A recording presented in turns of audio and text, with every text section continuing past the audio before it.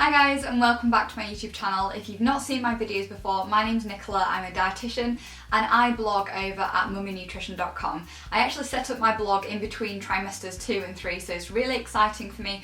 I also post on Instagram, I'm at mummynutrition, and I basically share everything that there is to know about pregnancy tips, birth tips and beyond. So this video is going to be my trimester 3 update. I can't believe that I'm filming it, although it does feel like ages ago since I filmed my trimester 2 update. Trimester 3 is all of the weeks between 28 and 40 weeks, and actually you're full term with your baby anytime after 37 weeks. So today I am 38 and a half weeks, so I'm 39 weeks this week, which is really exciting. This video I'm just going to talk you through all of the ups and downs that I've been going through, and I'm just going to keep it really honest. So one of the big things that we did in trimester 3, so we did as a couple, me and my husband Oliver, we went to NCT Classes.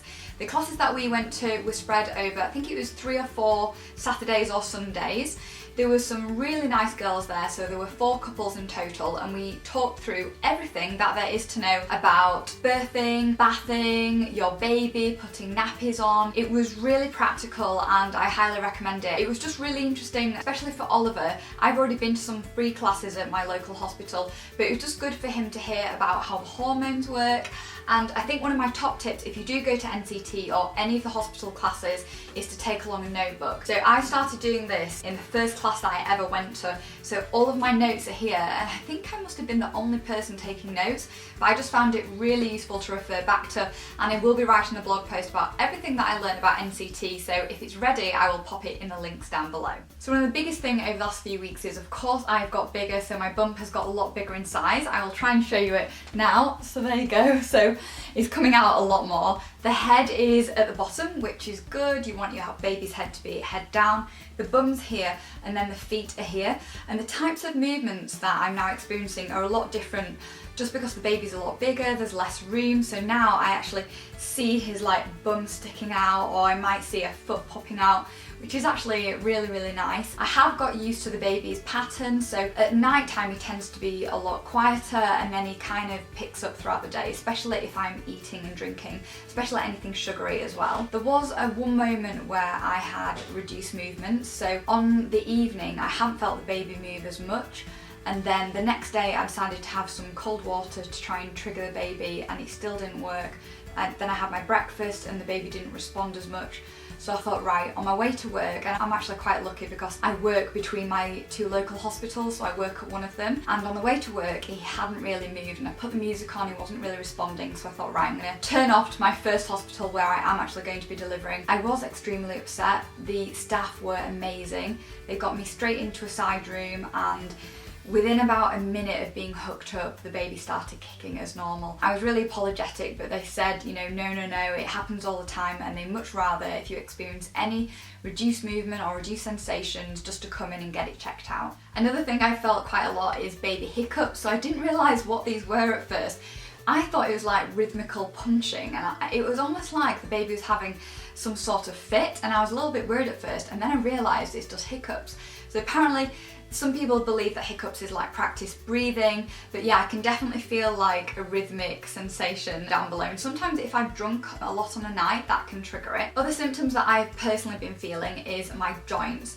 So when you're pregnant, you produce the hormone called relaxin, and it makes all the ligaments which hold your joints together quite loose.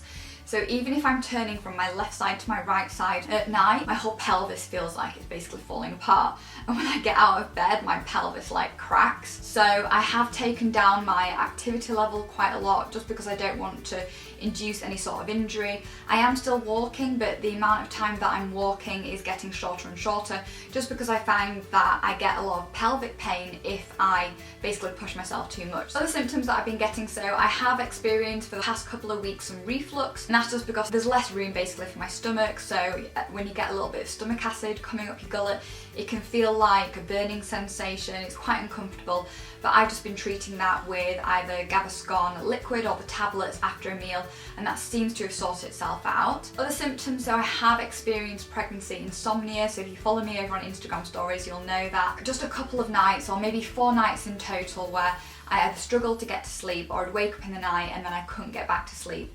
The worst night was a Thursday night, and I was in work all day the next day and I slept for 2 hours.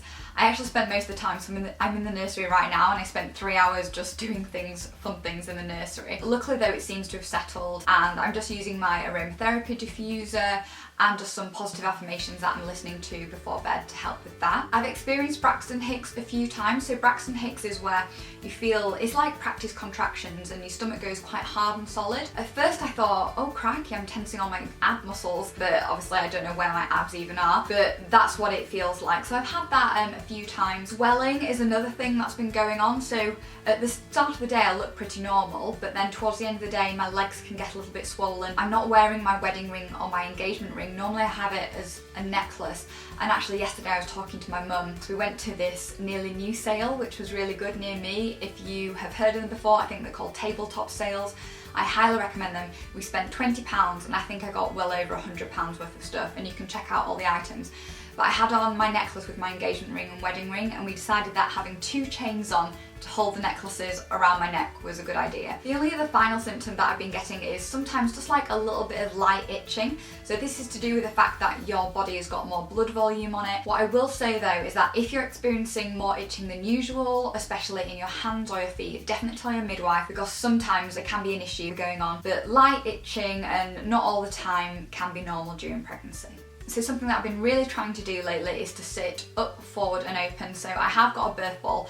I actually popped my first birth ball. I took it to my NCT and I rolled it onto a pin.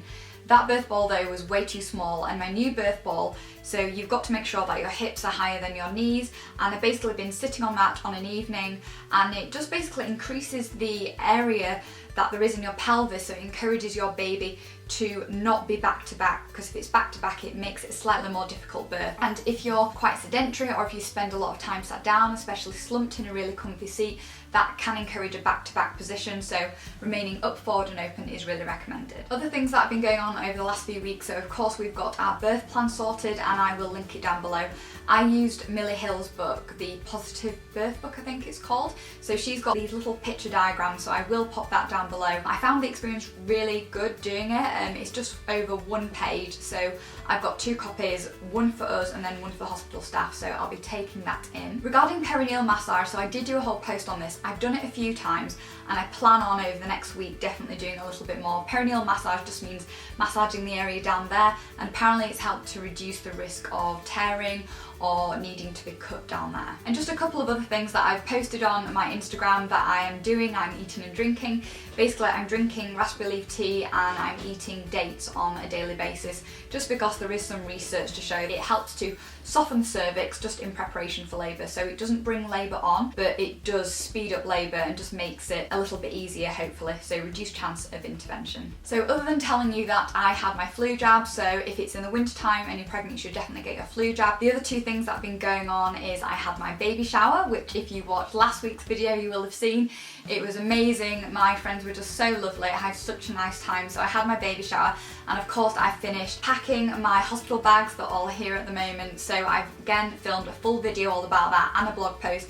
I've got a suitcase for me, I've got a bag for baby, a bag for little bits and a couple of pillows there. So this trimester has just all been about big changes, and then towards the latter half just finalising, buying baby essentials which I've got a video for, and then packing the hospital bag, getting the birth plan together and just getting ready really for the arrival. So hopefully the next video from me will be a supermarket tour. That's what I do my day job, and I did actually finish work last Wednesday. It'll be a nursery tour video, and if you've got any questions please do pop them down below, and I look forward to seeing you soon.